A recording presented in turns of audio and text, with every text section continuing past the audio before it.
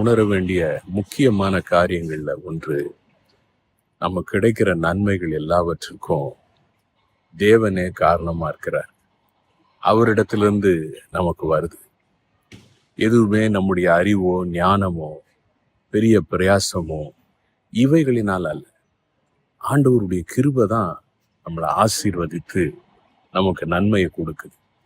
இதை உணரும் போது நம்ம ஆண்டவருக்கு ரொம்ப நன்றி உள்ளவர்களா இருக்கிறோம். எதுவுமே எனக்கு கிடைக்கணும் அப்படின்னு எழுதி வச்சிருக்கிறதுனால கிடைக்குது அப்படின்னு நினைக்காம, ஆண்டவர் செய்த நன்மைகளை நினைச்சு தாழ்மையாக அவருக்கு முன்பாக நடக்க உதவியா இருக்கு.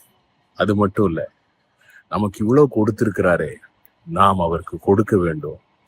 அவருடைய ராஜ்யத்துக்கு நாம் செய்ய வேண்டியது செய்யணும், மற்றவங்களுக்கு ஆசீர்வாதமா இருக்கணும் அப்படின்னு நினைக்கிறோம். அதுதான் உண்மையான ஆசீர்வாதம். God bless you.